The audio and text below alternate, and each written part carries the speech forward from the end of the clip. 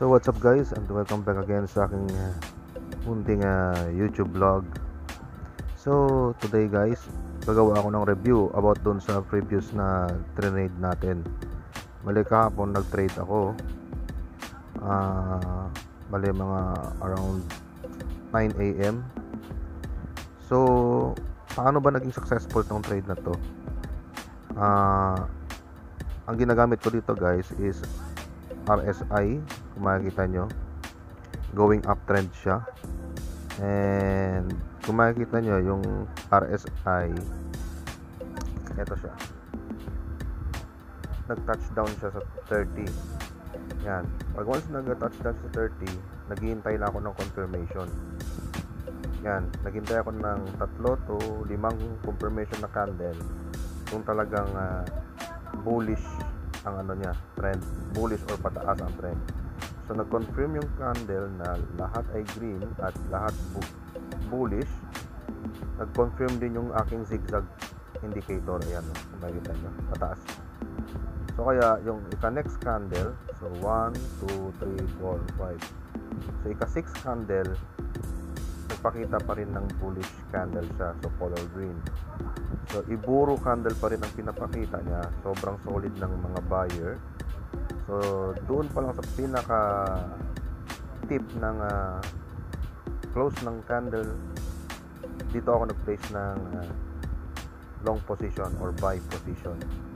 So kaya yan guys, at itong indicator ko guys na ginagamit ng isa na alligator, kung makikita nyo yung linya na yan, yung green, yan ang lips, yung yellow naman, yan ang teeth, at yung pink or red, yan ang jaw.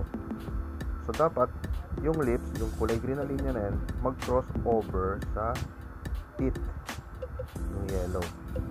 So kung makita nyo guys, yung green na yan, nag-cross over na siya. So kaya dito pa lang, nung nag-touch siya sa teeth, sakto talaga ang pag-entry natin dito ng buy position. So I believe bullish tayo dito guys. So tingnan natin guys kung mananalo tayo sa trade na to. Ngayon kung makikita nyo guys, ayan, malikot ang market, masyadong malikot, pero ako confident ako na matatouch niya yung 70. Yan, 70 na yan, matatouch niya yan.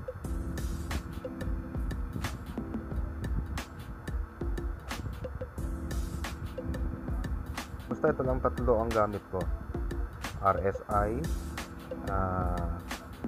zigzag para makita ko ang trend, at yung alligator para makita ko ang confirmation kung mas malakas ba yung buying trend or selling trend. So ganun lang kasimple guys, yan lang ang na-master ko.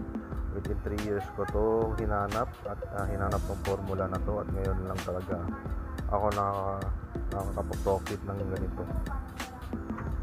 So itong Kotex guys, kung sa mga nagtatanong, ayan, binary trading to siya guys. Kumbaga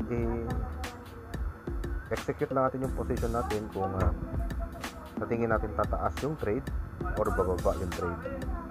Pag correct yung ating position, example yan, ngayon nag-position ako ng buy or long, sigurado pag nag-stay ang price sa taas niyan, profit tayo.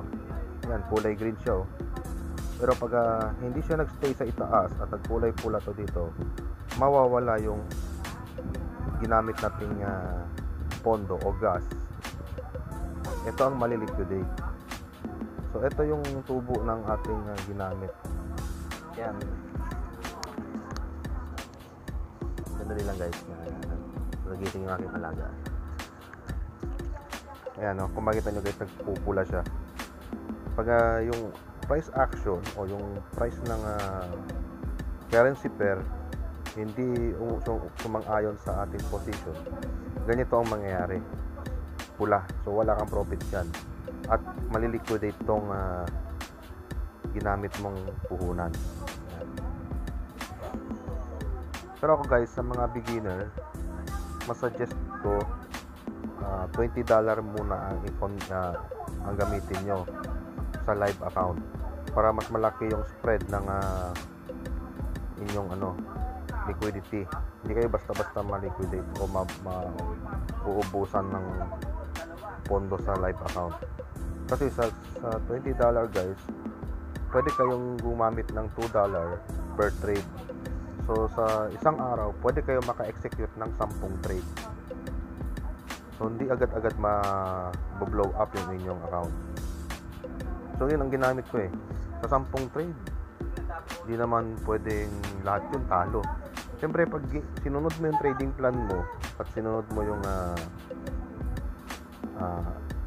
pattern, sinunod mo yung confirmation, hindi ka talaga matatalo dito guys.